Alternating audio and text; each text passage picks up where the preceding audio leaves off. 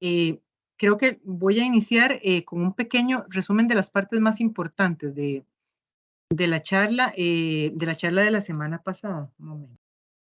Si recuerdan, la semana pasada dimos una pequeña introducción en lo que fue el tema de HACCP, el origen del HACCP, la importancia dentro del tema de inocuidad, y también conversamos sobre cuáles son las medidas de control. Habíamos conversado sobre definir qué era un punto de control, qué era un punto crítico de control, qué eran programas de requisito preoperacionales, qué eran programas de prerequisitos y qué eran puntos críticos de calidad. Ya después de ahí nos fuimos a determinar las medidas de control de acuerdo al tema de evaluación de riesgos. Y si recuerdan ustedes, dentro de la evaluación de riesgos habíamos visto algunos ejemplos de lo que era el mapa de calor, que ya ese es ahí es donde voy a arrancar para continuar con los temas que traía para hoy, que básicamente son los principios de HACCP. Entonces,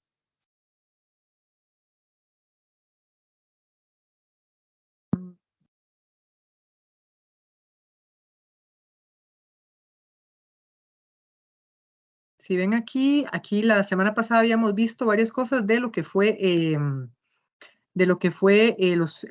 los puntos de control, puntos críticos de control, programas per requisito y un repaso sobre el tema de la diferencia entre peligro y riesgo. Y acá terminamos en la sesión de la semana pasada.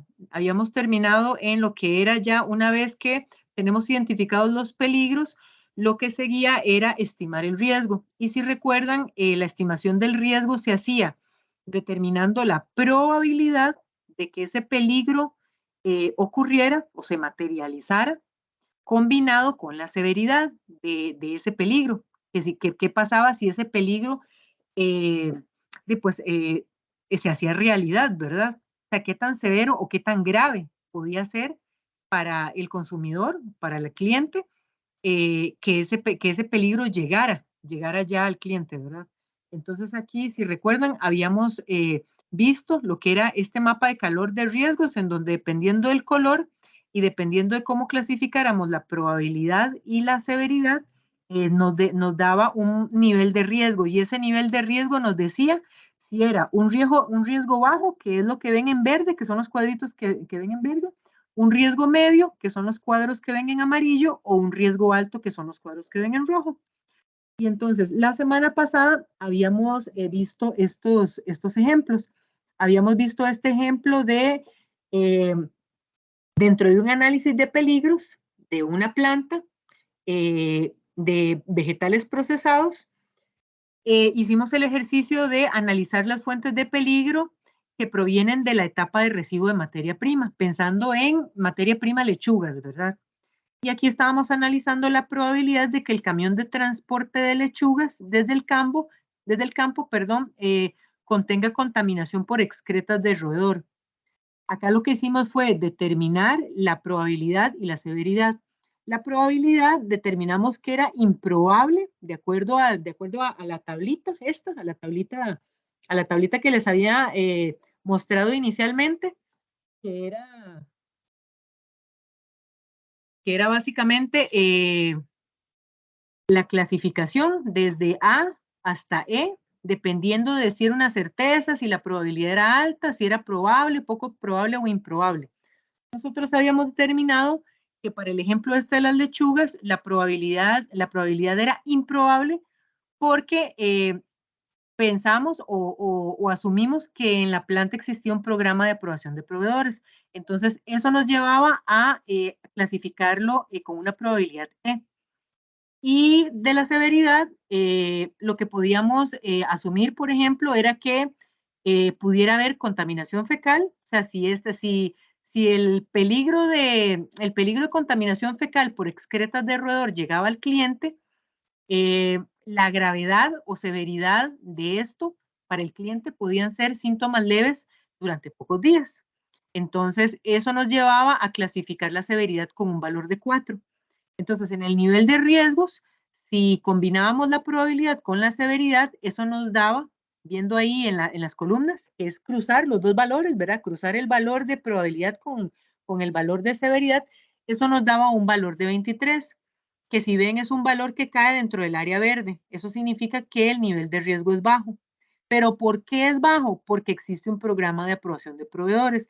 Si no hubiera existido un programa de aprobación de proveedores, muy probablemente el valor de probabilidad, valga la redundancia, el valor de probabilidad hubiera sido más alto y el valor del nivel de riesgo pudiera haber caído ya sea en el área amarilla o en el área roja. Entonces ya ahí el nivel de riesgo hubiera sido, y eso nos hubiera llevado a otras medidas de control. ¿Ven? Pero por tener nosotros un programa prerequisito, y que era lo que les decía en la sesión pasada,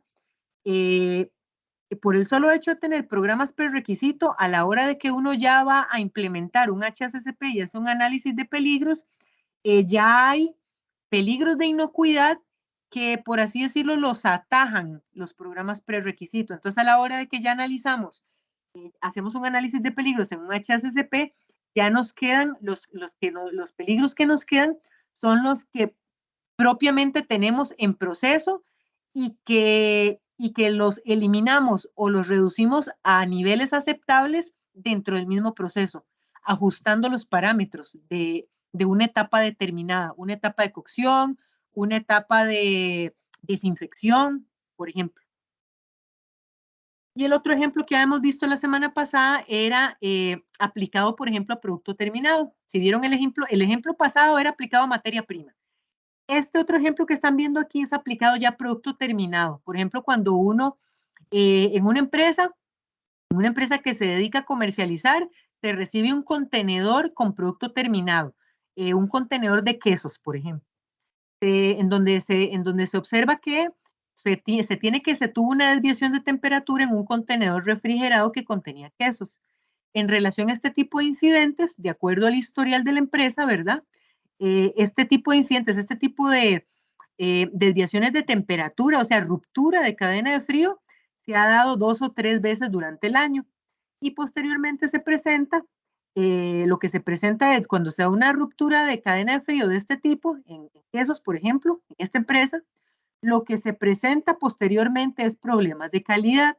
¿Por qué? Porque a la hora de que hubo ruptura de cadena de frío, se forma condensación dentro del producto y esa condensación es agua libre, después con el tiempo lo que hace es generar mohos. Entonces el producto lo que presentaba era problemas de calidad por presencia de mohos. Entonces, pensando en esta empresa ficticia, el área comercial solicita la liberación del producto para su comercialización, pero el área de calidad indica que debe hacerse un análisis de riesgos. Entonces, ahí era en donde igual hacíamos la evaluación del riesgo y veíamos que el valor de probabilidad, de acuerdo a la tablita que habíamos visto, si recuerdan, estas dos tablitas de la izquierda, ahí asignábamos el valor de probabilidad, que como el enunciado decía, si se había dado 2 o 3 veces al año, eso significaba un valor de B para probabilidad. Y para la severidad, lo que teníamos eran problemas de calidad principalmente. O sea, no llegábamos a tener problemas de inocuidad, sino básicamente problemas de calidad que podría generar quejas. Y entonces eso nos generaba un valor de severidad de 4. Y a la hora de que hacíamos el cruce de la probabilidad con la severidad, nos resultaba un valor de riesgo, un nivel de riesgo de 14. Y eso cae en la zona amarilla, o sea, un riesgo medio. Y ahí es donde, bueno, hay otras medidas, hay otras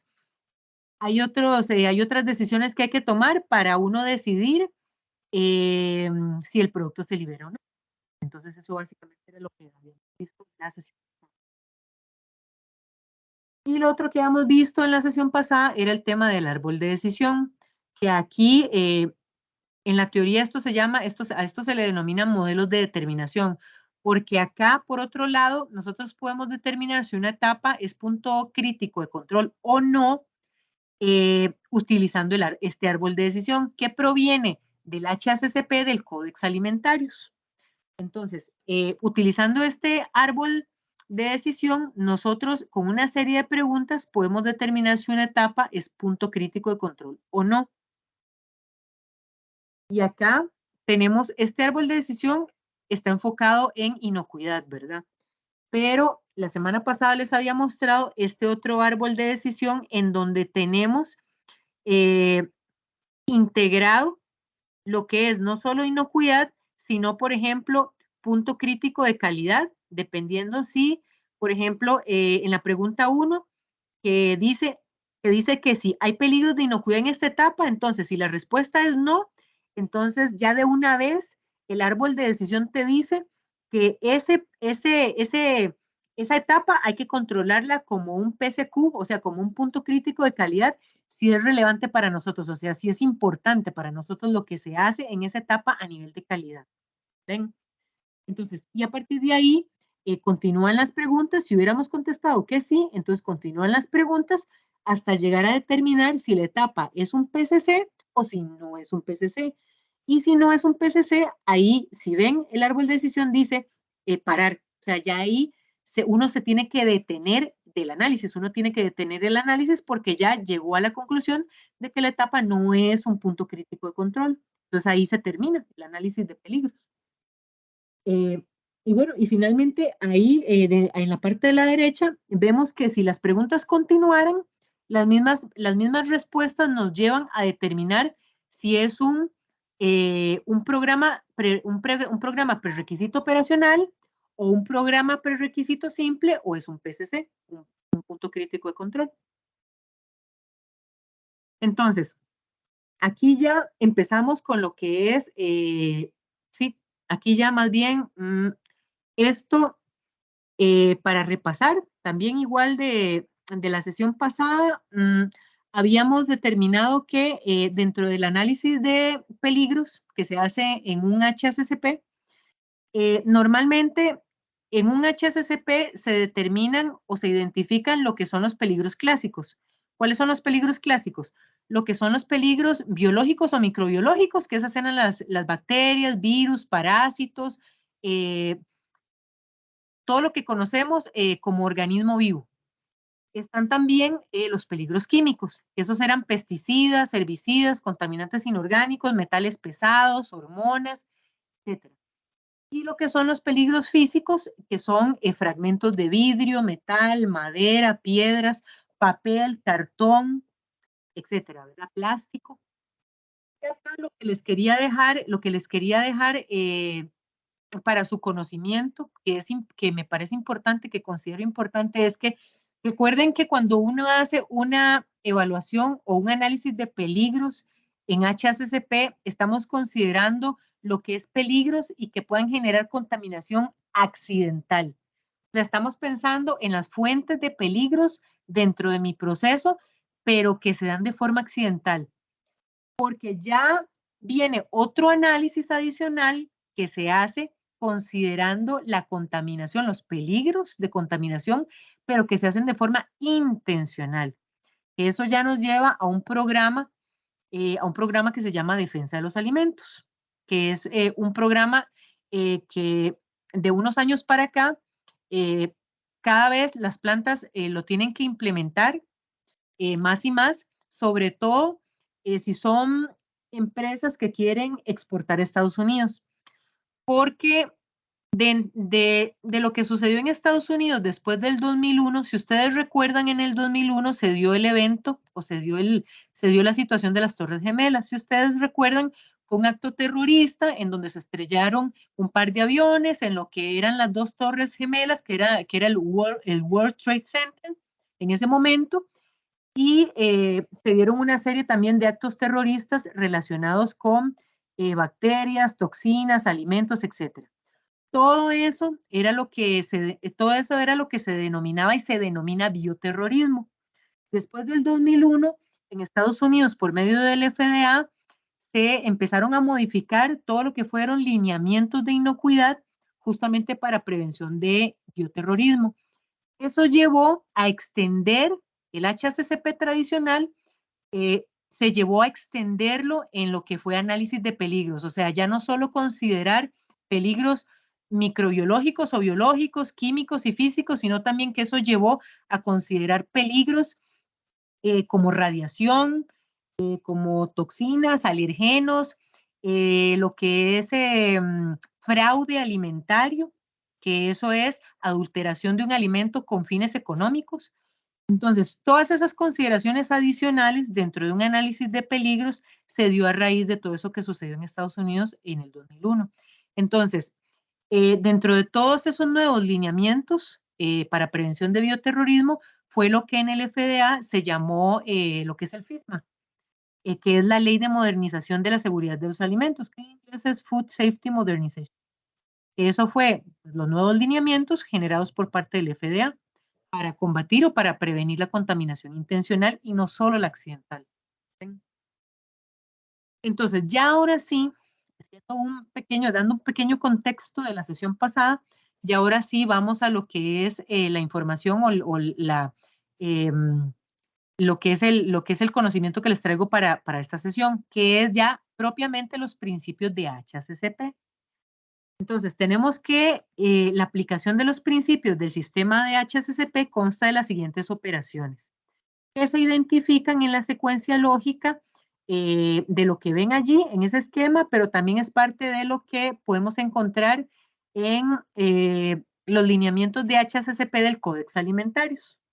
Entonces, dentro de la secuencia lógica, para implementar un HACCP, para empezar, lo primero que hay que hacer es formación de un equipo de HACCP. Ya vamos a ver más adelante, vamos a ir desglosando cada uno de estos puntos.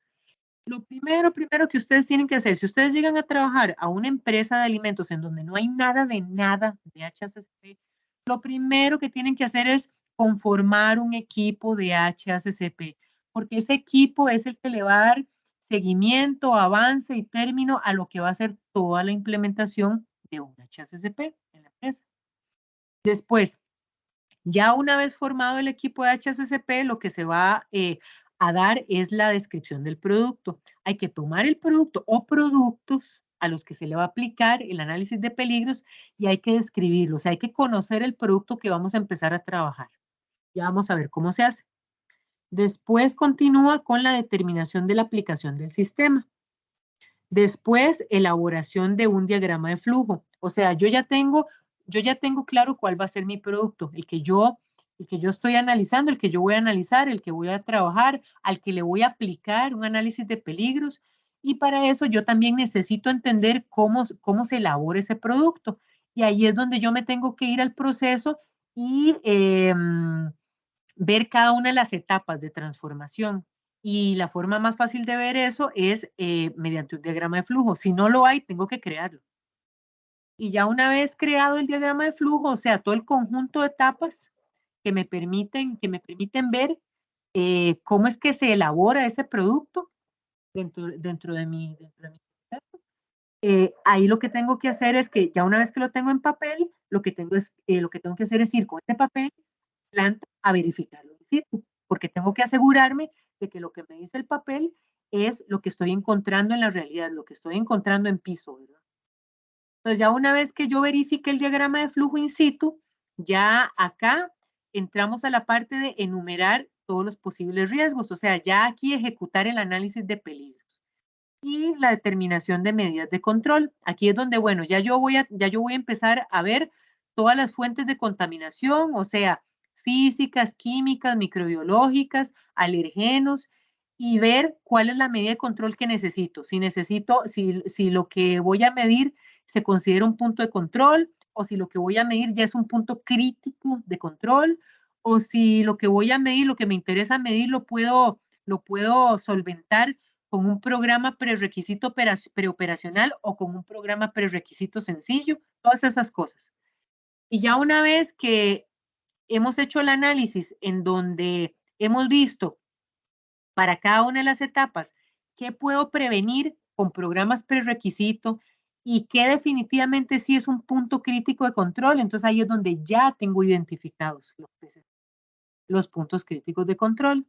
Entonces ya una vez que determiné los puntos críticos de control y ahora sí empezamos a definir los principios de HACCP. Ahí es donde ya una vez que yo tengo identificado un PCC o un punto crítico de control, ya ahí es donde yo empiezo a determinar, por ejemplo, o establecer límites críticos para cada uno de los PCCs que tengo.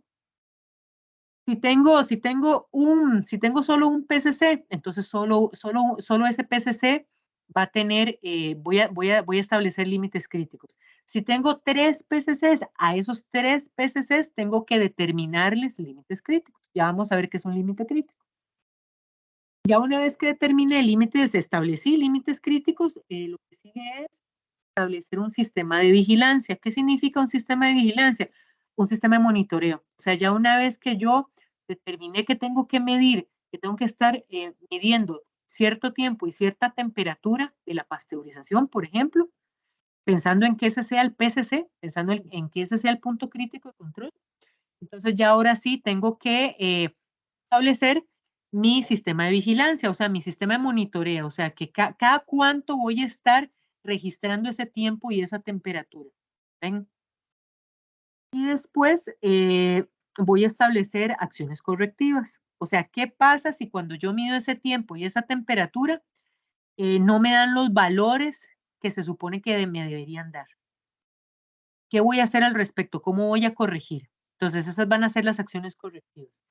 Y ya una vez que yo determine cuáles van a ser mis acciones correctivas, todo eso lo tengo que documentar. El monitoreo de los tiempos y temperaturas lo tengo que monitorear en un registro.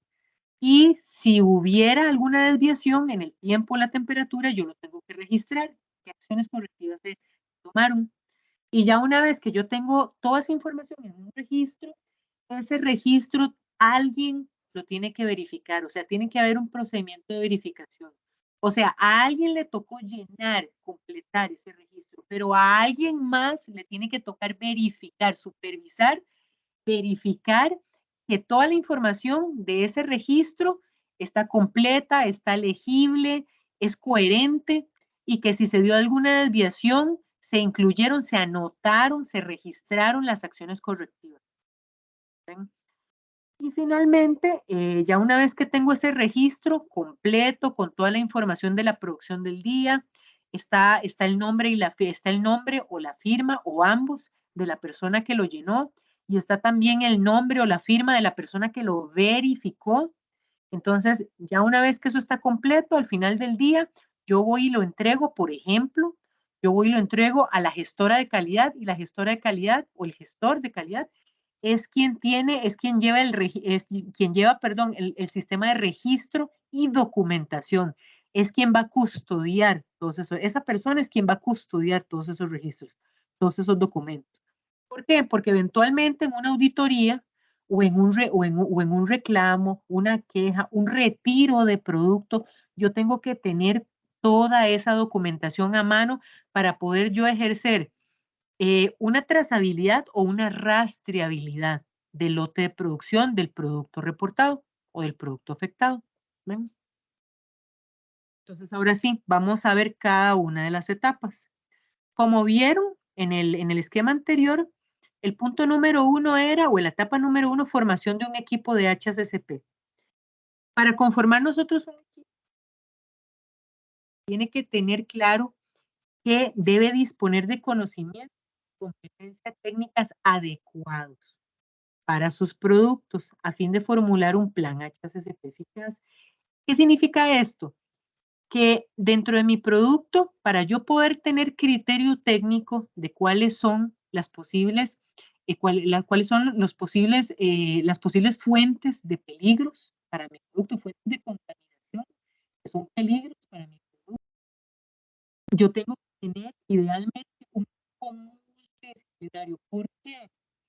Porque ahí es donde se va a dar, cuando se da el análisis de peligros, literalmente tiene que ser una lluvia de ideas. O sea, eh, tienen que ser varias opinando, pero personas con criterio técnico, ¿verdad?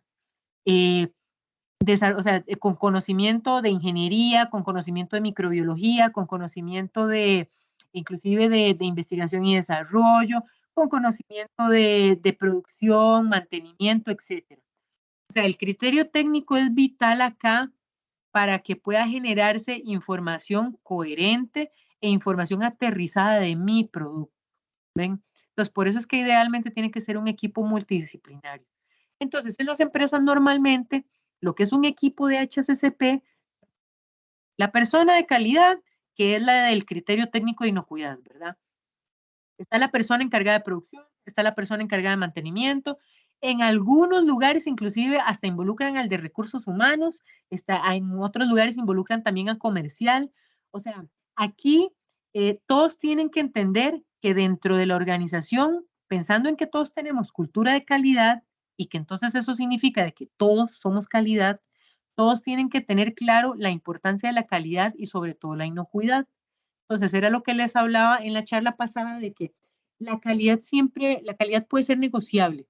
Si el producto tuvo una desviación de calidad, de un parámetro de calidad, está bien, podemos revisarlo y podemos negociar con el cliente si nos puede recibir el producto así o pudiera ser que fuera un producto que se puede reprocesar o trabajar y bueno, no hay problema. Pero en temas de inocuidad, cuando hay una desviación en algún parámetro de inocuidad, ahí es donde todas las áreas involucradas en el equipo de inocuidad tienen que entender que eso no es negociable. Entonces, también dentro del equipo de inocuidad se incluye a la gerencia general, porque si el día de mañana tenemos que tomar entre todos, el equipo HCCP, tenemos que tomar la decisión de que un producto se tiene que rechazar y por tanto destruir, todos tienen que estar claros en por qué hay que hacerlo. Todos tienen que tener claros el nivel de importancia de la inocuidad, que no se puede despachar un producto no inocuo, no se puede comercializar, no se puede hacer llegar a un cliente, no puede llegar a un consumidor. Entonces, todos tenemos que tener claro que ese producto no se puede liberar y que va a tocar destruirlo y que esa destrucción va a tener un costo. Entonces, por eso es que el equipo de HACCP tiene que ser no solo multidisciplinario, sino tener claro, estar capacitado, o sea, tiene que haber recibido capacitación en temas de inocuidad para que el día de mañana, si hay que tomar una decisión de ese tipo, tengan claro el por qué estamos tomando una decisión de ese tipo. Cuando en las empresas no existe ese equipo multidisciplinario, porque puede ser una pyme, puede ser que el dueño es gerente general, es gerente de ventas y es el rutero, es el que le toca ir a repartir producto. Entonces, en ese tipo de empresas pequeñas, en donde una persona juega varios roles y que puede ser que no tenga conocimiento técnico para poder tener un criterio, lo que se hace es buscar asesoramiento especializado. Eso, por ejemplo, se puede hacer a través de asociaciones comerciales e industriales. Por ejemplo, un CASIA, aquí en Costa Rica, que da capacitaciones periódicas y da apoyo técnico a lo que es la industria alimentaria acá en Costa Rica, por ejemplo, expertos independientes, o sea, consultores, autoridades de reglamentación, por ejemplo, digamos en Costa Rica, autoridades de reglamentación en cuanto a alimentos, está el Ministerio de Salud, está el Ministerio de Economía, está la COMET, que es el área creo que está dentro del Ministerio de Economía, el área que se dedica a la parte de metrología, que se dedica al tema de reglamentación de etiquetas, de gramajes, todas esas cosas. Y así como literatura sobre el sistema HACCP y la orientación para su uso. Porque también aquí hay que considerar que, por ejemplo, en sectores específicos ya hay información específica sobre cómo implementar un HACCP. Por ejemplo, si ustedes se van al FDA, a la página del FDA, ustedes pueden encontrar todo un documento súper completo de cómo implementar HACCP en lo que es pescado y mariscos, por ejemplo. Y pueden encontrar otro documento o información muy completa sobre lo que es la implementación de un HACCP en industria láctea o en industria de conservas, lo que hablábamos en la sesión pasada, conservas de baja acidez. Enlatados, por ejemplo, aquí hablo conservas pensando en enlatados y pensando en frasco de vidrio, de baja acidez, porque eso conlleva una serie de controles muy específicos en donde yo ya sé qué medidas de control voy a tener que tener y entonces ya toda esa información está procesada y ordenada para que yo nada más la revise y pues la aplique a mi proceso, ¿verdad? O sea, si yo aquí trabajo en una planta de enlatados, pues ya esa información me va a caer, ¿verdad? Como anillo al dedo, porque ya va a ser justo lo que necesito para mi proceso, ¿verdad? Para implementar un HACCP en mi proceso de enlatados. Otro es que a la hora de conformar un equipo de HACCP, a la hora que voy a analizar mi producto, es importante determinar el ámbito de aplicación del plan HACCP, porque acá recuerden, por ejemplo, digamos, aquí puede ser que yo trabaje en una empresa que elabora embutidos, frutas congeladas y harina, por ejemplo, que yo tenga 3 líneas de producción distintas. Pero puede ser que yo empiece a implementar mi plan HACCP, mi análisis de peligros, solo de los embutidos y la fruta congelada. Puede ser que dentro del alcance del HACCP no voy a incluir harina, porque puede ser que harina no sea un negocio, no sea un negocio de relevancia para mí, o puede ser que la harina, puede ser que ya esté pronto a cerrar esta línea de producción, entonces no me interesa invertir tiempo y dinero en implementar un HACCP ahí. O sea, pueden haber muchas razones, pero por eso es que, por ejemplo, cuando uno ve una documentación, cuando uno ve un reporte de auditoría de FCC 22000 o de ISO 22000, si ustedes se han fijado en los reportes de auditorías, en la primera hoja, ahí viene el alcance. Ahí viene el alcance de la certificación de inocuidad, que pues si es una certificación de inocuidad, van a haber tenido que evaluar el plan HACCP, y entonces en esa primera hoja del reporte de auditoría, ahí se va a ver cuál es el alcance de lo que es el sistema de gestión de inocuidad. Entonces ahí es donde yo voy a ver si ahí el alcance incluye a todos los productos que elabora esa empresa o si solo algunos. ¿Y qué va a suceder? Bueno, que entonces esa certificación FCC 22000, por ejemplo, solo va a cubrir o solo va a certificar esos productos que vengan en esa primera hoja donde dice alcance. ¿Ven? Entonces, el punto número 2 de lo que es, el proceso para implementar un HACCP va a ser la descripción del producto. Aquí lo que tengo que hacer es formular una descripción completa del producto que incluye información pertinente a la inocuidad. Entonces, ahí va a ser súper importante para mí conocer la composición del producto, o sea, ver y conocer la estructura física y química, o sea, ver si es un producto de AW alto o AW bajo, ver si es un producto de pH alto o pH bajo, todas esas cosas. Ver si es un producto que ha llevado un tratamiento térmico, un tratamiento de congelación, una aplicación de una adición de salmuera, si ha llevado una adición de ahumado, qué tipo de envase, qué tipo de envasado o empacado o empaque tiene mi producto, cuál es la vida útil de mi producto, cuáles son las condiciones de almacenamiento, porque es diferente almacenamiento en refrigeración que almacenamiento en congelación o almacenamiento de granos que necesita, o sea, que es temperatura ambiente, pero que necesita y cuál va a ser mi sistema de distribución. O sea, si es un producto que necesito almacenarlo en refrigeración, la distribución tiene que ser igual, tiene que ser en un camión refrigerado. Y también cuando uno está pensando en implementar HACCP y está pensando en planes HACCP, también tengo que ver, por ejemplo, si son empresas, si son plantas en donde hay muchos productos, por ejemplo, digamos una planta de embutidos. En una planta de embutidos se hacen muchos embutidos y las formulaciones son diferentes. Entonces, por ejemplo, si es una planta que hace muchos tipos de mortadelas, presentaciones, diferentes presentaciones de mortadela, diferentes presentaciones de salchichón y diferentes presentaciones de salchicha, ahí yo podría, por ejemplo, agrupar todos esos productos por familias y entonces me ahorro mucho trabajo haciendo un plan, pero ahí yo tengo que considerar ciertas cosas. Para yo poder hacer eso, ahí yo tengo que considerar, por ejemplo, que todos tienen que tener.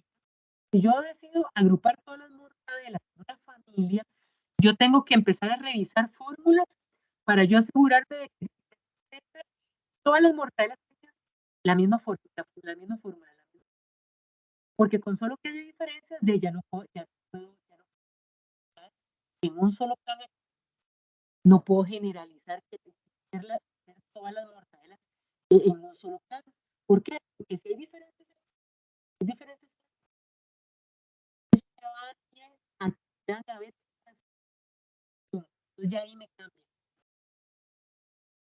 ¿Me explico? Entonces, ahí tengo que asegurarme que lo que es la forma y las demás etapas, una etapa de mezclado, una etapa de pesado, una etapa de embutido, inclusive una etapa de cocción en horno, todo eso es igual.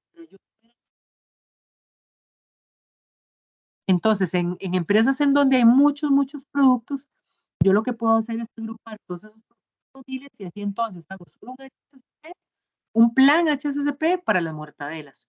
Otro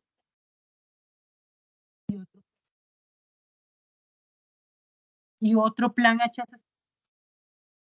Ya los chorizos son muy diferentes. Los chorizos en donde sí definitivamente a una mortadela. ¿Ven? Entonces eso es muy importante. Perdón. Después el punto número 3 es determinación del uso al que va destinado el producto. Eso es el tema de indicaciones de uso. O sea, ¿cuál va a ser el uso previsto del producto? Entonces, el uso, aquí es importante tener claro el uso al que ha de destinar este producto, que deberá basarse en los usos previstos del producto por parte del usuario o el consumidor final. Entonces, aquí es importante, por ejemplo, lo que dice la etiqueta y digamos, o sea, ¿para qué está pensado el producto? El producto es listo para consumir, o sea, un ready to eat. El producto está listo para consumir, de que yo nada más abro la bolsa y me lo puedo comer. O es un producto que necesita cocción, por ejemplo, unas tortas de carne que vienen crudas y que necesitan cocción. Yo no me las puedo comer así crudas porque hay un riesgo microbiológico y que ya la etiqueta dice que el uso previsto es que se consuma cocinado, que se consuma cocido. ¿Me explico? Entonces allí, eso sí es importante, esa es una de las partes importantes que tengo que tener claro en mi producto, el uso previsto. Y después, lo que les comentaba anteriormente, tengo que elaborar un diagrama de flujo. Entonces, aquí, si no lo hay, si no existe un diagrama de flujo, le toca al equipo de HACCP construir ese diagrama de flujo. Y entonces, este ha de abarcar todas las fases de las operaciones relativas a un producto determinado. Y se podrá utilizar el mismo diagrama para varios productos, era lo que les hablaba de las familias. Yo puedo hacer un solo diagrama de flujo para una familia. Entonces, puedo hacer, continuando con el ejemplo que les di, yo puedo hacer un solo diagrama de flujo para todas las mortadelas. Y yo puedo hacer un solo diagrama de flujo para los salchichones. ¿Ven? Porque comparten o todas las etapas son muy similares o iguales. Y después, como les decía, hay que confirmar el diagrama de flujo in situ, o sea, en planta. Tengo que ir a planta y ver etapa por etapa que realmente lo que me está diciendo el papel que escribí, el diagrama de flujo, o sea lo que yo estoy viendo en planta. Entonces, allí hay que adoptar medidas para confirmar la correspondencia entre el diagrama de flujo en papel y la operación dentro de planta en todas las etapas y momentos.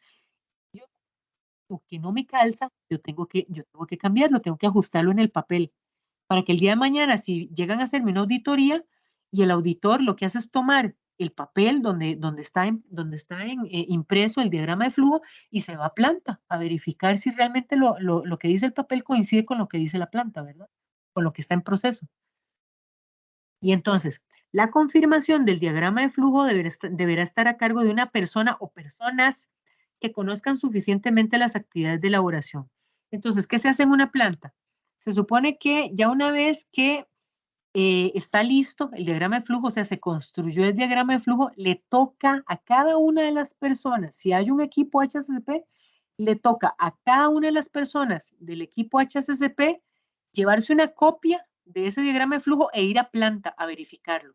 Y entonces, lo que se puede hacer es, ya una vez que lo verificaron, y si todos están de acuerdo, se firma, se deja firmada una hoja del diagrama de flujo, con toda, se tiene esa hoja con todas las firmas de todas las personas, de todos los miembros del equipo de inocuidad, del equipo de HCCP, ¿ven?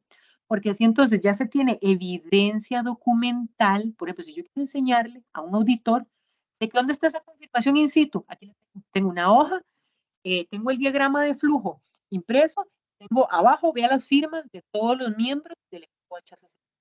Y así yo tengo evidencia documental de que se dio esa confirmación. Después viene el siguiente paso, que es ya una vez que yo ya verifiqué mi diagrama de flujo, voy a enumerar, ahora sí, voy a hacer el análisis de peligros. Tengo que enumerar todos los posibles riesgos, peligros relacionados con cada fase, ejecución de un análisis de peligros y el estudio de las medidas para controlar. O sea, ¿qué medidas de control voy a tener para esos peligros que ya identifiqué? Lo que les decía, si yo ya identifique los peligros, o sea, ¿qué voy a aplicar? ¿Es un punto de control o es un punto crítico de control? ¿O es un programa preventivo? Etcétera. Y aquí entonces al equipo de HCCP le toca enumerar todos esos peligros que pueden preverse, que se van a producir en cada fase. Desde la producción primaria, o sea, desde que yo recibo la materia prima hasta que se elabora, se transforma y hasta que finalmente yo obtengo mi producto terminado y lo despacho y se da la distribución. Y hasta inclusive el punto de venta, en algunos casos. Entonces, al realizar un análisis de peligros, deberán incluirse siempre que sean posibles los siguientes factores. Tengo que considerar la probabilidad, lo que hablábamos, la probabilidad de que surjan peligros y la gravedad. Y la gravedad es lo que les decía de severidad, ¿verdad? Aquí es donde ya empiezo a hacer todo lo que decíamos antes. Ya una vez que yo identifiqué los peligros, ya ahora sí empiezo a evaluar el riesgo de esos peligros. Entonces ya ahora sí empiezo a hacer lo que les decía, lo que vimos anteriormente de ver la probabilidad de que esos peligros se materialicen, se hagan realidad, o sea, que esos peligros le lleguen al cliente y qué tan grave sería si le llegan al cliente. También evaluación cualitativa y cuantitativa, o sea, acá también hay que considerar, por ejemplo, está bien, mi materia prima puede ser que tenga contaminación o presencia de coli, pero que en alta cantidad o muy baja. ¿Por qué es importante considerar esto? Porque dependiendo, si es muy alta, entonces de ahí sí tengo que entonces determinar que esa etapa es punto crítico de control, pues aplicar todos los controles que eso significa. O si es una contaminación muy baja, poco significativa o nada significativa, entonces simplemente lo tomo como un control, punto de control y listo. Entonces no hago tanta inversión de personal, de tiempo, de equipos, de mediciones, me explico, muestreos, porque el riesgo es bajo. Entonces, esa es la evaluación cuantitativa-cualitativa. Ver de verdad en qué cantidad estoy teniendo ese peligro potencial, ¿verdad?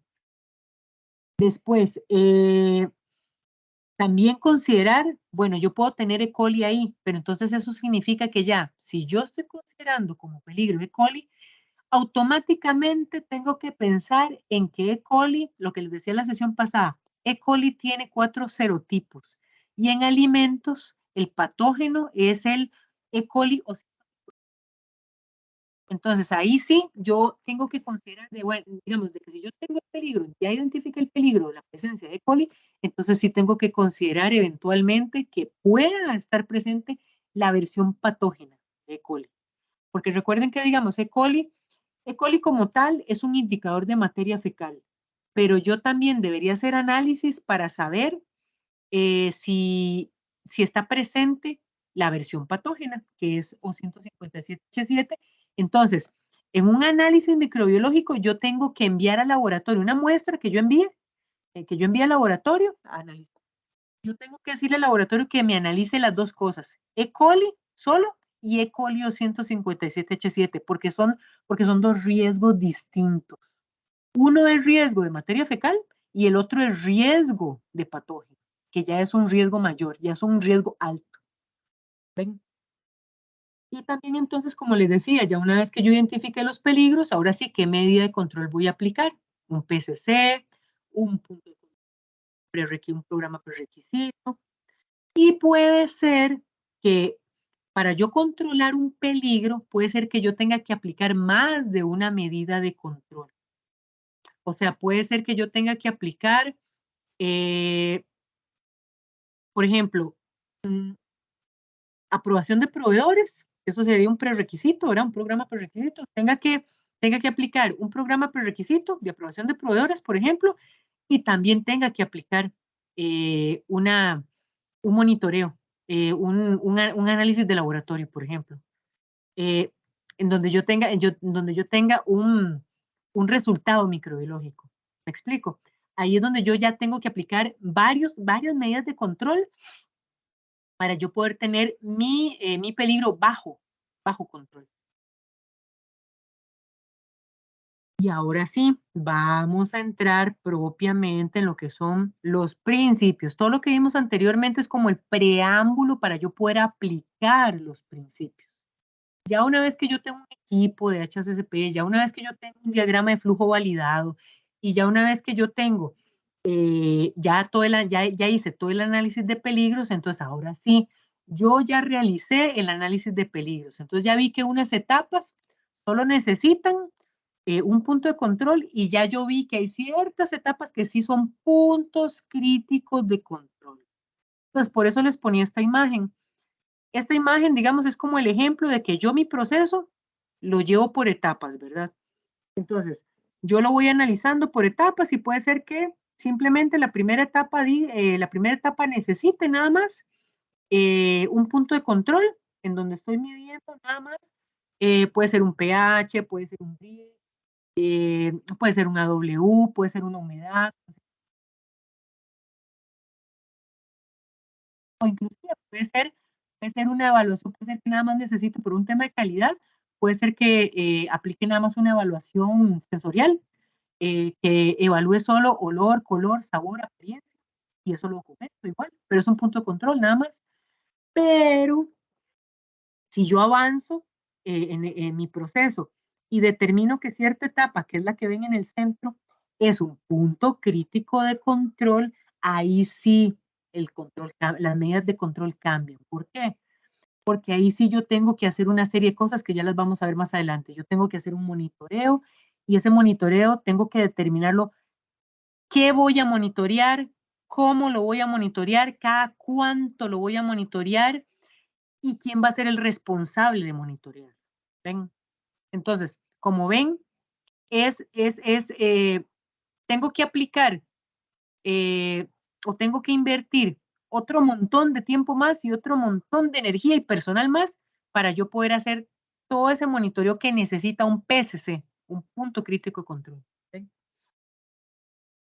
Y como ya lo vimos anteriormente, la determinación de un PCC o de un punto crítico de control lo hacemos mediante aplicación de árbol de decisiones. Hace unas filminas atrás. ¿Y por qué? Porque yo aquí necesito realizar este análisis para poder determinar yo si una etapa es punto crítico de control o no. Yo tengo que usar razonamiento lógico. Y entonces, ese árbol de decisiones que vieron anteriormente, ese árbol de decisiones me da ese razonamiento lógico. No es porque a mí se me ocurra o no es porque el gerente general se le ocurrió, no, es porque yo apliqué un razonamiento lógico y a partir de allí yo determiné que esa etapa del centro, el cuadrito del centro, es un punto crítico de control. ¿Ven? Y entonces, si se identifica un peligro en una fase en la que el control es necesario para mantener la inocuidad y no existe ninguna medida de control, el producto o el proceso deberá modificarse en esa fase, perdón, o en cualquier fase anterior o posterior para incluir una medida de control. Eso es a la hora de si nunca nadie había, y ya yo estoy viendo que hay ciertas, sí son puntos críticos de control, o sea, lo que me está diciendo el licenciado es que yo, si ya yo identifico, entonces sí, estoy obligada a poner una medida. Y aquí es donde entonces vamos a, ya una vez que yo ya identifiqué que una etapa es punto crítico de control, entonces aquí es donde yo voy a determinar los límites críticos.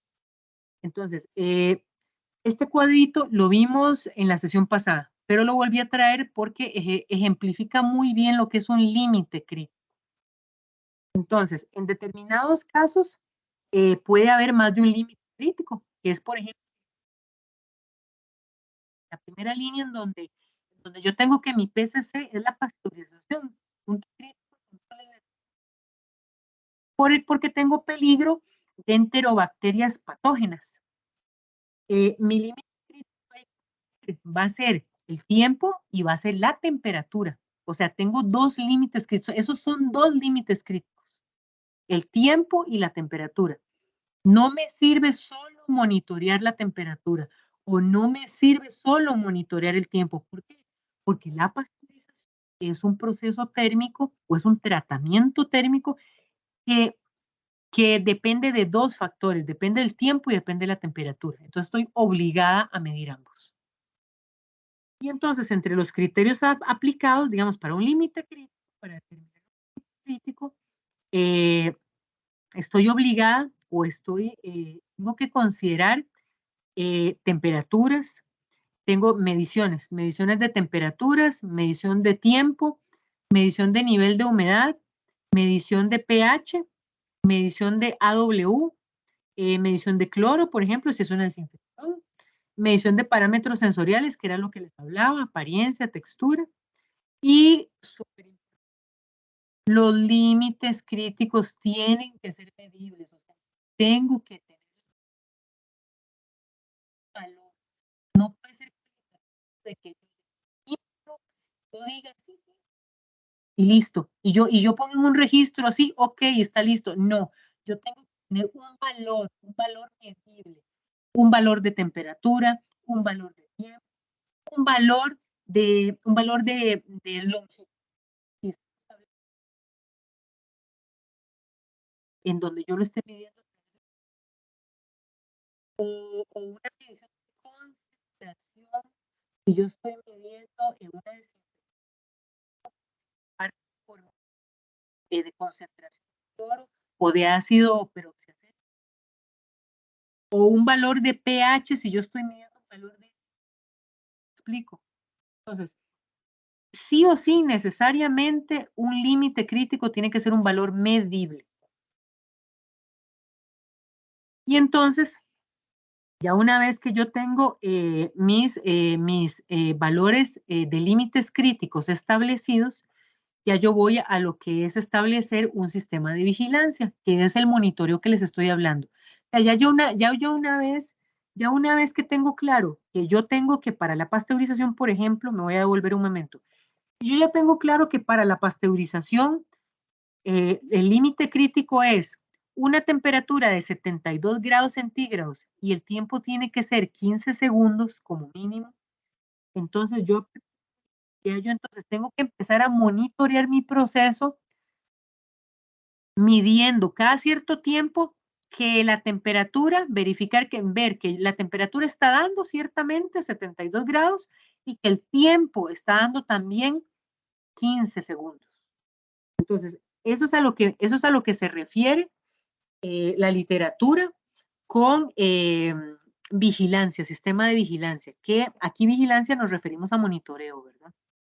Entonces, es la medición u observación programadas de un PCC en relación con sus límites críticos. O sea, yo tengo que estar verificando que realmente la temperatura está dando 72 grados y que el tiempo está dando 15 segundos.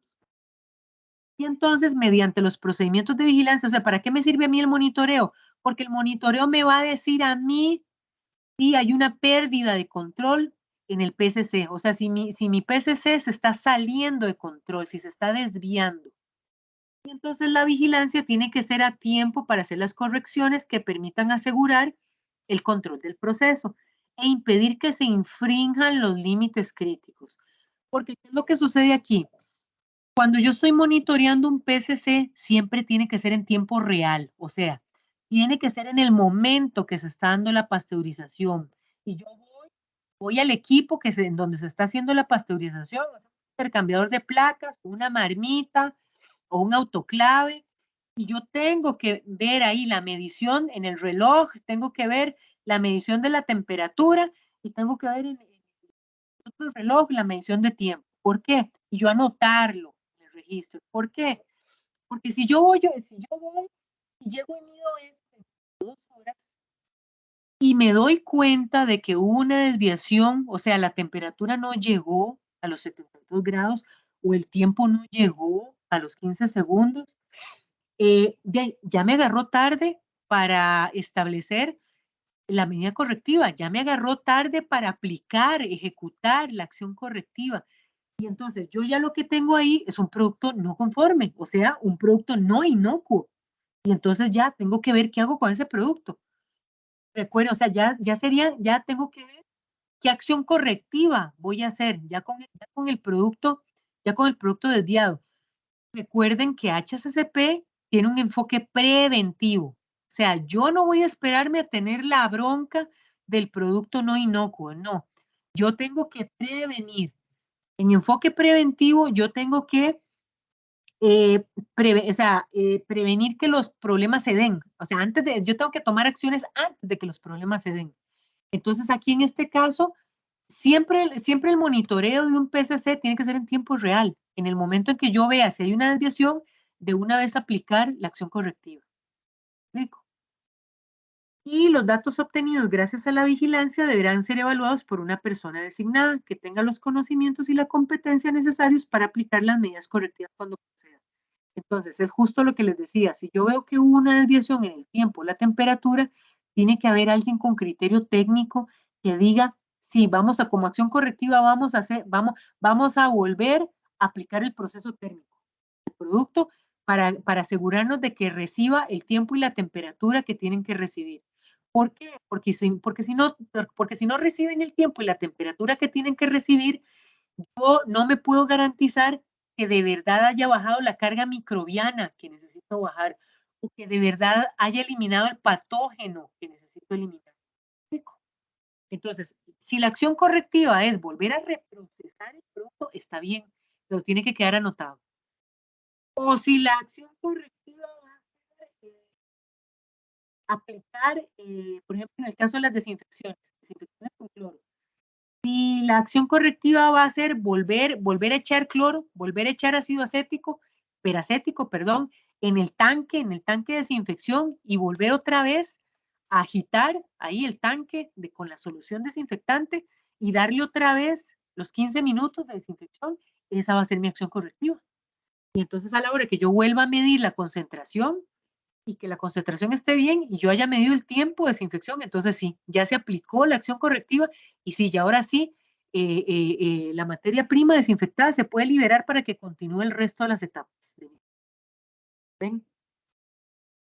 Y los documentos relacionados con la vigilancia o monitoreo de los PCCs tienen que estar firmados por las personas o personas que efectúen la vigilancia, o sea, el monitoreo, y por los funcionarios de la revisión. Era lo que les decía anteriormente. Si yo tengo un registro en donde yo estoy anotando el tiempo, los tiempos y temperaturas de las tandas de pasteurización que yo estoy ahí monitoreando, tiene que aparecer la firma de quien está llenando el registro y tiene que aparecer la firma de quien está verificando que el registro se haya llenado bien, que esté completo y que si se dieron desviaciones se anotaron las acciones correctivas. Y vamos a establecimiento de acciones correctivas o medidas correctivas.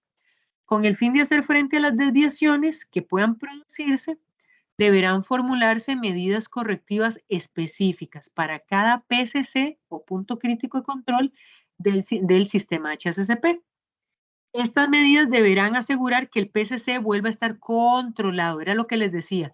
Si no le llegamos al tiempo y temperaturas, entonces hay que reprocesar el producto para que sí vuelva a llegar, para así asegurarnos de que llegue al tiempo y temperatura. Si no llegó a la concentración, la concentración de desinfección de cloro, tengo que volver a aplicar cloro y volver a dar tiempo para asegurarme de que de verdad las lechugas se desinfectaron bien. Ven, esas son medidas correctas. Las medidas adoptadas deberán incluir también un sistema adecuado de eliminación del producto. Puede ser se dan casos en donde si se dio una desviación en lo que es el PCC, el punto crítico de control, puede ser que la única acción correctiva que haya sea, ni modo, desechar el producto porque ya no se puede reprocesar y ya no se puede corregir. O sea, ya la desviación que se dio, el daño o la afectación es irreversible. En esos casos, justamente, con mucha más razón, por eso es que tenemos que tener objetivo. No podemos, si mi producto es de ese tipo, de esa naturaleza, no podemos llegar a que la acción correctiva sea desechar el producto. En otros casos, por ejemplo,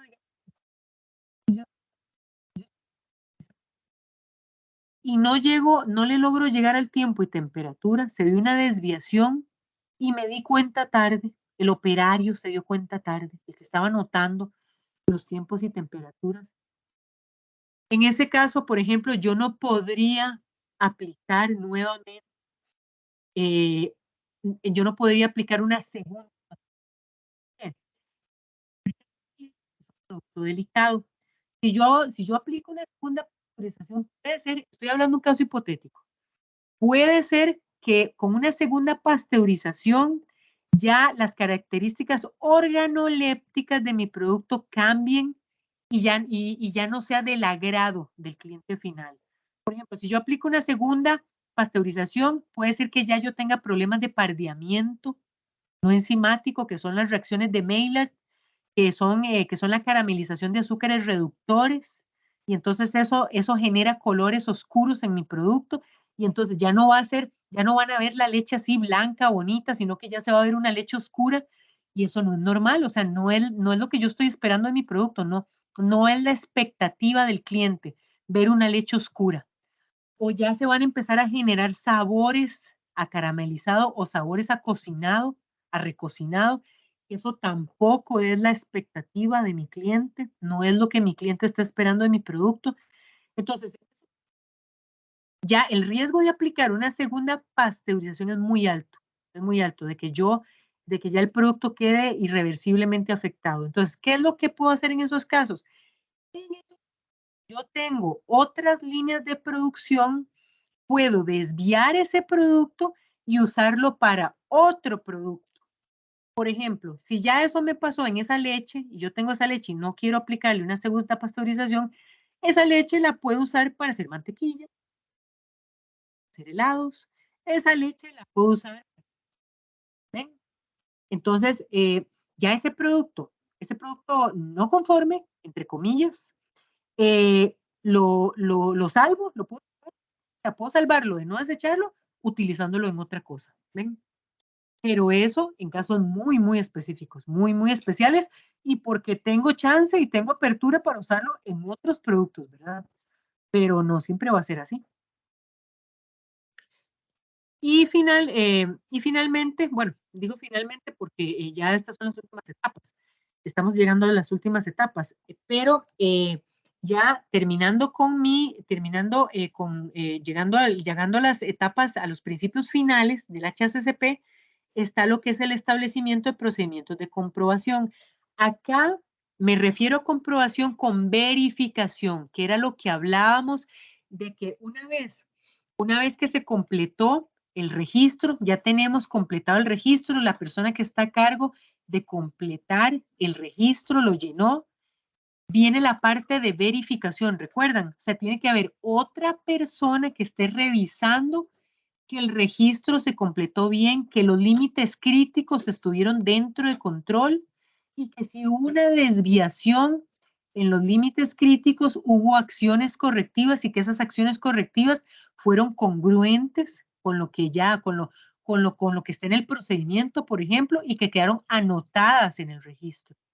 ¿Me explico? Entonces, a eso se refiere con procedimientos de comprobación, o sea, procedimientos de verificación. Entonces, para determinar si el sistema de HACCP funciona correctamente, podrán utilizarse métodos, procedimientos y ensayos de comprobación o verificación, en particular mediante muestreos aleatorios y análisis. Entonces, la frecuencia de las comprobaciones deberá ser suficiente para confirmar que el sistema de HACCP está funcionando eficazmente. La comprobación o verificación deberá efectuarla una persona distinta de la encargada de la vigilancia y las medidas correctivas. O sea, acá no podemos ser juez y parte. La persona que llenó el registro tiene que ser diferente de la persona que verifique el registro. ¿Me explico? Y también acá, por ejemplo, podemos considerar como medida, como procedimiento de verificación o como medida de verificación, que por ejemplo, yo tome una muestra de producto terminado y yo la envíe a análisis de laboratorio para comprobar que mi proceso está funcionando bien en cuanto a resultados microbiológicos, resultados microbiológicos, o sea, que mi producto, para verificar que mi producto cumple con la calidad microbiológica que requiero. ¿Me explico? Y eso se puede dar, por ejemplo, hay plantas, hay empresas que tienen su propio laboratorio microbiológico interno. Entonces, listo, toman una muestra, hacen su análisis interno y ahí ya tienen su verificación interna. Pero hay otras empresas que ese análisis microbiológico lo tienen que enviar, lo tienen que solicitar al laboratorio externo. Entonces, ese laboratorio externo, pues, analiza la muestra, genera un reporte y ese reporte se lo envían a la empresa y hay una persona encargada que es la que recibe esos reportes y está verificando que los resultados estén dentro de control microbiológico. Y después lo que tenemos es el establecimiento de un sistema de documentación y registro, que era lo que les explicaba anteriormente. Todos estos registros se recopilan, se guardan, se custodian y se tienen para su eventual revisión, si fuera el caso, si se necesitara, si se necesitara en algún momento. Entonces, para aplicar un sistema de HACCP es fundamental que se apliquen prácticas de registro eficaces y precisas.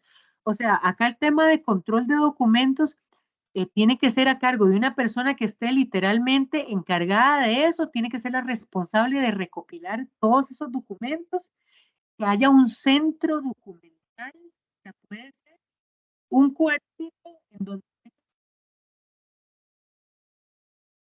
donde yo tenga metidos, tenga guardados todos estos registros. ¿Me explico?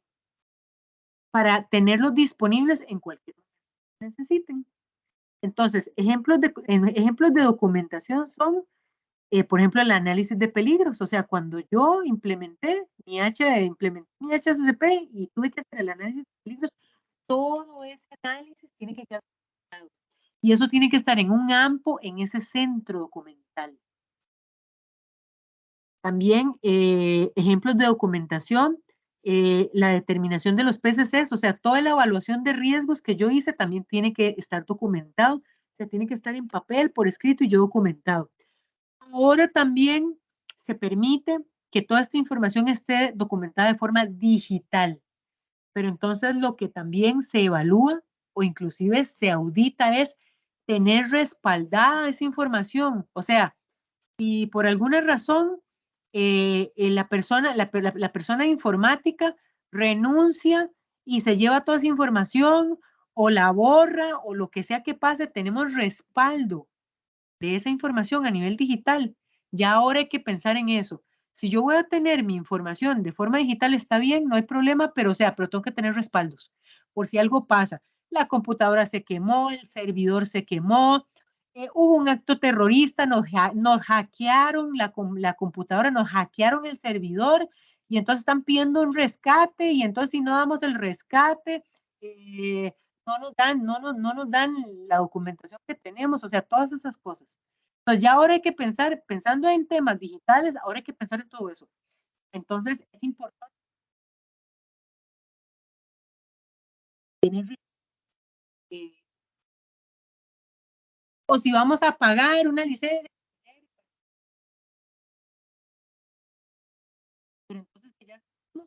si a un auditor, ¿dónde tenemos respaldo? Bueno, sí, perfecto. En caso de que pues, que a mí se me quede respaldo en la nube o tenemos respaldo en otro lado. ¿Ven? Y como ejemplos de registro, ya hablamos los ejemplos de registro. Pueden ser registros de PCCs, pueden ser registros de medidas correctivas, pueden ser registros de verificación, etc. Y tiene que haber, por supuesto, que conlleva implementar un sistema HACCP. Por supuesto, tiene que haber capacitación antes, durante y después. Y capacitación no solo a lo que va a hacer el equipo de inocuidad, capacitación a toda la organización. Por supuesto, va a ser capacitación a distintos niveles. El nivel de complejidad de la información a capacitar es diferente. Obviamente, la capacitación a un equipo de inocuidad va a ser a un mayor nivel técnico que la capacitación que le vamos a dar a los operarios, ¿verdad? Y la capacitación que le vamos a dar al área comercial y la capacitación que le vamos a dar al área de, por ejemplo, de recursos humanos. Todas tienen distintos niveles de complejidad, ¿me explico? Y también inclusive la capacitación puede extenderse a mis proveedores, por ejemplo, a mis proveedores de materias primas, a mis proveedores de transporte, a mis proveedores de distribución. ¿Ven?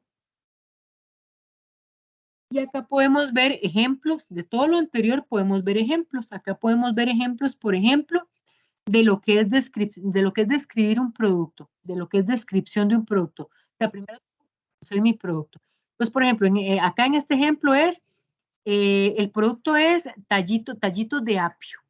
O sea, la empresa se llama Boquitas, la empresa es una empresa ahí de vegetales, se llama Inversiones del Campo, la empresa se llama Inversiones del Campo y mi producto es boquitas vegetarianas que son tallos de apio. Entonces, la descripción de mi producto es que los tallitos de apio son cortes de tallos de apio fresco, lavado, cortado, sin hojas, listo para consumir, presentados en bolsas de 12 onzas.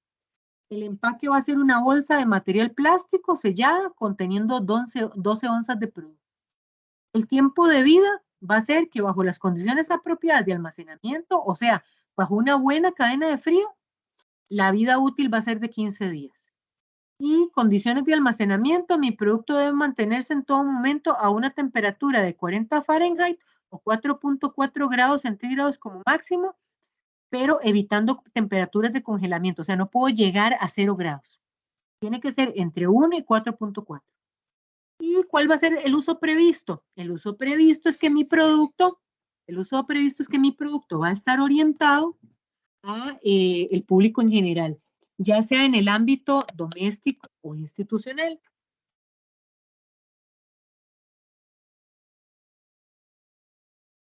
No está específicamente procesado para ser consumido por poblaciones de alto riesgo, lo que son niños, ancianos, personas con sistema inmunológico comprometido o, por ejemplo, mujeres embarazadas.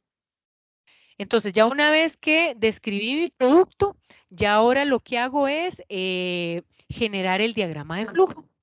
En el diagrama de flujo ya determino o establezco todo lo que son las etapas para yo tener desde mi materia prima, que va a ser el apio, hasta lo que es el producto terminado, que son estas boquitas vegetarianas que se describieron a la izquierda. Entonces ya ahí si ustedes ven, las etapas inician con cultivo y cosecha, recepción y almacenamiento, lavado, separado y limpieza de tallos, lavado con agua clorada, lo que es el corte de los tallos en trozos de 5 pulgadas, el empaque de los tallitos, va a pasar por un detector de metales, el almacenamiento refrigerado, lo que es la distribución en transporte refrigerado y lo que ya va a ser exhibición en punto de venta. ¿Ven? Y entonces, después de haber hecho eso, aquí es donde ya, esta es la parte del análisis de peligros. Cada una de las etapas tengo que analizarlas, cuáles son cuáles son mis peligros presentes en esta etapa. Por ejemplo, digamos, vamos a tomarle la primera etapa, que es cultivo y cosecha. Ahí yo puedo tener peligros biológicos, sí. ¿Puedo tener peligros químicos? Sí. ¿Puedo tener peligros físicos? No. La siguiente columna dentro de mi evaluación. ¿Cuáles son las razones para su decisión en la columna 3? O sea, ¿es significativo, sí o no? En cuanto al riesgo biológico, dije que sí, porque puede haber contaminación microbiológica proveniente del campo, del agua de riego o del personal. Vamos a la siguiente columna. ¿Cuáles van a ser mis medidas preventivas para aplicar? Para yo poder prevenir contaminación microbiológica de campo, del agua o del personal, yo voy a tener aplicación de buenas prácticas agrícolas. ¿Esta es una etapa PCC? Sí. Y entonces, si ya yo la determiné como mi PCC, ¿qué quiere decir? Que yo solo le voy a poder comprar o yo solo voy a negociar con proveedores que tengan certificación de buenas prácticas agrícolas, por ejemplo. ¿Me explico? O que yo voy a tener dentro de mi programa de aprobación de proveedores, yo solo voy a poder trabajar con proveedores de apio que estén certificados Global Gap. ¿Qué Global Gap es? Good Agricultural Procedures, o sea, buenas prácticas agrícolas. ¿Ven? Y entonces, ya hice mi evaluación de riesgos con la primera etapa, con la etapa de cultivo y cosecha. Vamos con el siguiente peligro. El siguiente peligro era, dentro de esa misma etapa, el siguiente peligro era peligro químico. Yo dije que sí. ¿Y por qué? Porque de campo pudieran venir residuos de pesticidas aplicados en el campo. ¿Y cómo voy a prevenir eso? ¿Cuál va a ser mi medida preventiva? Voy a auditar la aplicación de pesticidas en campo. Y entonces, ¿eso sería un PCC? Sí, en campo. ¿Y cómo voy a solventarlo? Pidiendo certificación de Global Gap o de buenas prácticas agrícolas. ¿Ven? Y cultivo ¿y por qué físico dije que no? Porque mi razón para peligros físicos, recuerden que peligros físicos es, por ejemplo, si en la lechuga vinieran pedazos de plástico, pedazos de metal o pedazos de papel o pedazos de cartón. ¿Yo cómo lo voy a prevenir? Utilizando el procedimiento el SSOP, o sea, procedimiento de limpieza y desinfección de la materia prima. O sea, mi lechuga va a pasar por una etapa, por un tanque de limpieza, por un tanque de lavado. Ahí es donde yo voy a eliminar los peligros físicos, ¿ven? Pero el peligro físico yo lo voy a eliminar así. Pero vean que mi peligro químico y biológico, yo necesito otra medida. De hecho, lo determiné como PCC y entonces eso significa que van a ser otras medidas de control, ¿ven? Y así hay que hacer con cada una de las etapas. Yo cada una de las etapas tengo que aplicarle todo ese análisis de peligros, si hay peligros biológicos, químicos y físicos. En algunos sí van a haber todos, en otros solo va a haber físicos, en otros solo va a haber biológicos, ¿ven? Y así hay que ir haciendo cada parte, cada etapa del análisis hasta llegar a determinar si es un PCC o no, ¿ven? Y entonces, con las etapas que yo determine que son PCCs, entonces ahí sí, yo tengo que montar un plan HACCP, que es esta tablita que ven aquí. Que cuando yo ya determine que esa etapa es un PCC o un punto crítico de control, ya tengo que determinar cuál va a ser mi peligro, cuál va a ser mi límite crítico, cuál va a ser mi monitoreo y qué voy a monitorear, cómo lo voy a monitorear, cuál va a ser la frecuencia de monitoreo y quién va a ser el responsable del monitoreo y qué acciones correctivas voy a aplicar si hay una desviación en ese monitoreo. ¿Ven? ¿Cuál va a ser el registro y cuál va a ser la verificación? Entonces, por ejemplo, vamos a tomar el PCC número 2, el que viene abajo, en la línea de abajo. Yo dije que a la hora de lavar lavar y limpiar los tallos, los voy a lavar con agua clorada y voy a secarlos y enfriarlos a 40 grados Fahrenheit. Ahí estoy aplicando una cloración. O sea, aquí no se está diciendo explícitamente, pero esto es una desinfección. Entonces, ¿cuál va a ser mi peligro? Contaminación con microorganismos patógenos. Ese es mi peligro, de que ahí en esa lechuga haya presencia de microorganismos patógenos. ¿Y cuál va a ser mi límite crítico? Mi límite crítico va a ser la concentración residual de cloro libre en el agua de lavado, que ahí mi límite crítico va a ser la concentración de cloro entre 0.5 partes por millón y 2 partes por millón, y el pH del agua tiene que estar entre 6 y 7. Acá, este es un buen ejemplo de que acá mi límite crítico para el PCC es la concentración de cloro, pero mi preoperacional, mi PPRO, mi prerequisito preoperacional es el pH. ¿Por qué? Porque yo tengo que controlar el pH para que el cloro esté en su forma bactericida. Porque si ustedes saben cómo funciona el cloro, y bueno, y para que ustedes sepan, lo que uno usa a nivel de industria es hipoclorito de sodio, no es cloro puro, es hipoclorito de sodio.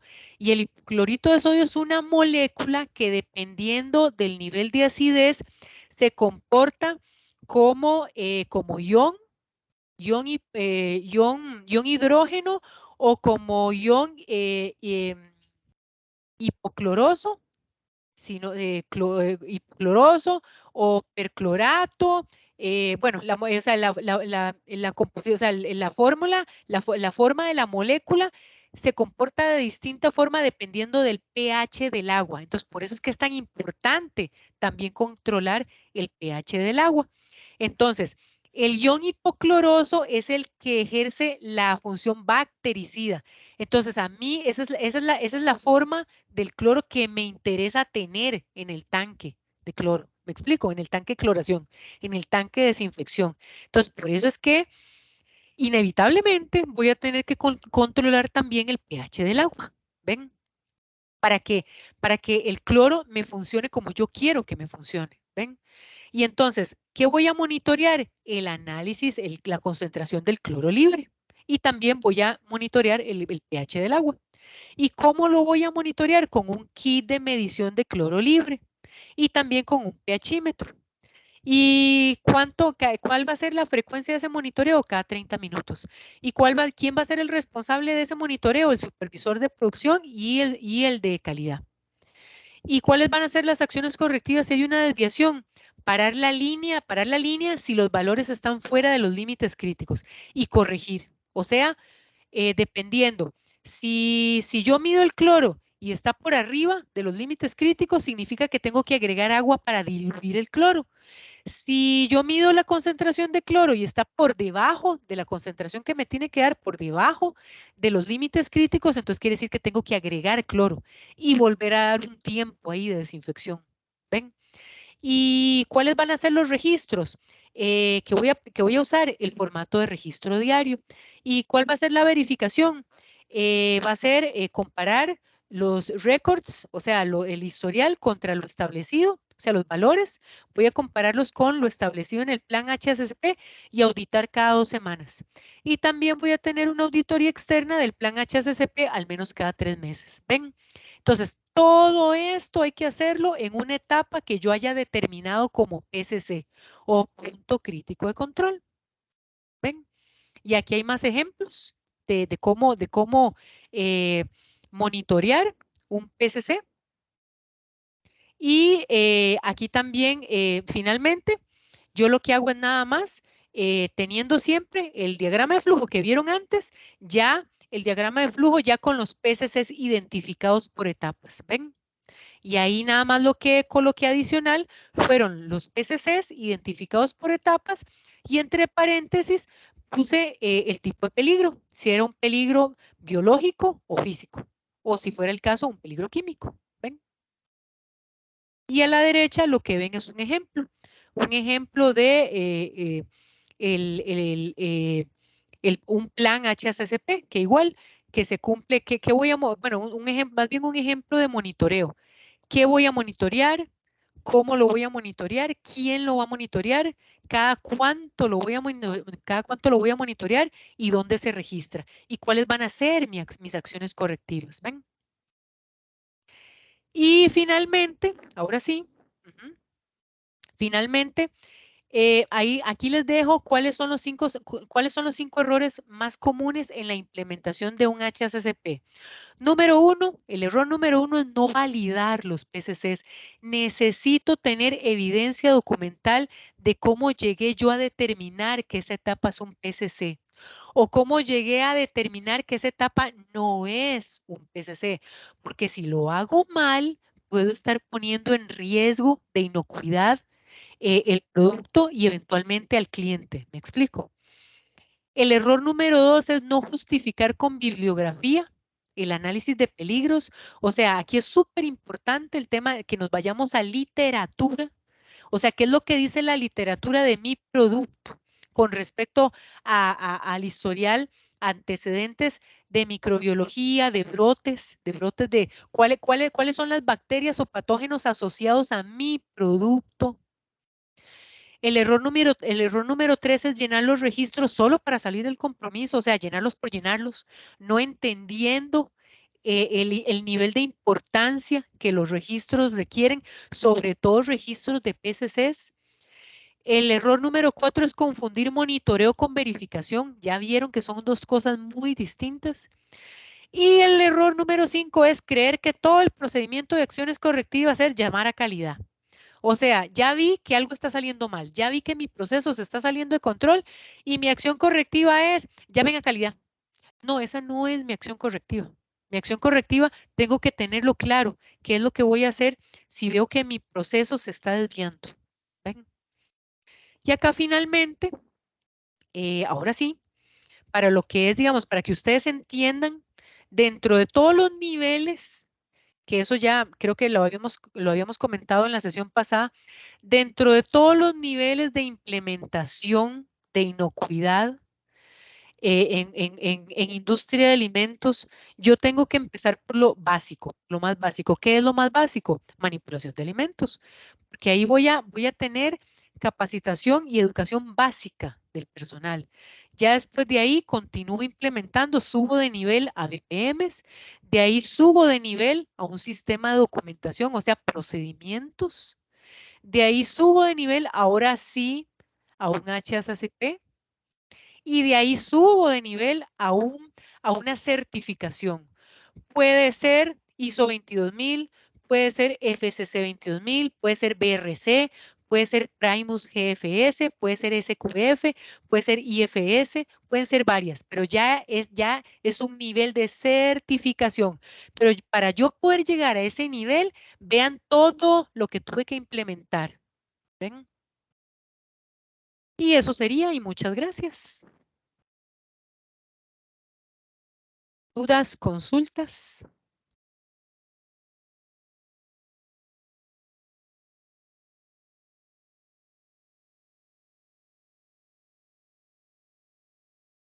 ¿Todo claro? Vamos a ver el chat. Pareciera que no hay consultas. Sí, ¿verdad? Pareciera que no se escucha. Perdón, pareciera que no consultas. Ah, bueno, para ver. Dice, no, ay. Nada más indicarles, ¿verdad? Que ahí se colocó el enlace, perdón, para evaluar la actividad, la charla, para que por favor nos ayuden llenando la información. Realmente lo que se dura llenando ese cuestionario es como 1 minuto. Y agradecerle también a Priscila por la exposición de la semana pasada y la de esta semana también. Me parece que todo muy claro, muy ejemplificado. Con todo gusto. Ahí, Katherine está haciendo una pregunta. Dice, ¿cómo hacer para que mi sistema HACCP no se me caiga? Aquí sí me escuchan bien. Es que vi que como que había problemas de audio al inicio. Nada más que qué pena, yo no me di cuenta. Sí, tal vez fue, digamos, en algún momento como la conexión, pero no fue así como mucho tiempo. Ok, perfecto, gracias. Vean, Katherine, Aquí yo lo que le puedo recomendar es lo siguiente. Le puedo recomendar dos cosas. Número uno, la alta dirección tiene que estar involucrada en la implementación de su sistema HACCP. ¿Por qué? Porque número uno, si la cabeza no está involucrada, si no está comprometida, esa mentalidad cascadea hacia abajo. Entonces, si la cabeza, para empezar, no envía el mensaje al resto de la organización de que esto es importante y que esto es un tema en donde todos tenemos que estar comprometidos y que esto es un tema de cultura, usted va a estar peleando contra la corriente, usted va a estar nadando contra la corriente. Aquí, esa es la primera recomendación que le hago. Y la segunda recomendación que le hago es el tema de sí, hay que trabajar mucho en construir una cultura. Esto no es un tema de que solo calidad está preocupado por el HACCP, no, es que aquí toda la organización tiene que estar preocupada por el HACCP. Y le voy a dar una tercera recomendación. Tiene que enfatizar mucho en capacitación. La gente tiene que llegar a entender y eso solo se logra por medio de capacitación. Aunque sean 10 minutos al arranque con los operarios, ahí, o sea, hay que con recursos humanos, cronogramas de capacitación durante el año, repasos de HACCP, refrescamientos de BPM, refrescamientos de manipulación de alimentos. Esto solo se logra repitiendo una y otra vez todos los temas relacionados a inocuidad. ¿Me explico? Pero esas son las recomendaciones que le puedo hacer. ¿Ven? Y sí, es complicado mantenerlo cuando el personal es viejo, está acostumbrado a hacer las cosas como ellos creen y no como debe ser, sí.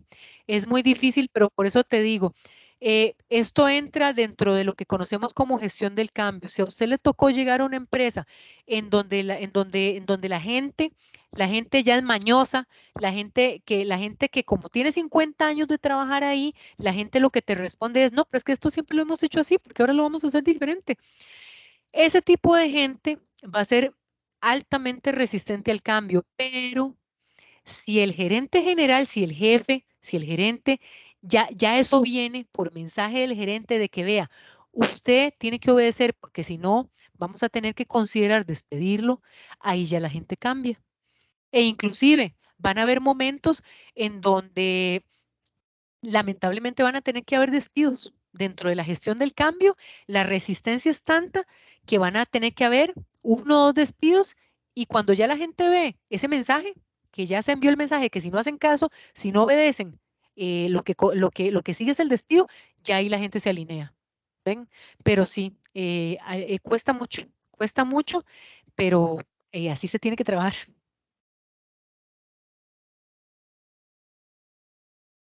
Más dudas, preguntas, y si no, aquí igual les dejo mi correo por si eventualmente tienen preguntas o consultas que me las puedan hacer llegar.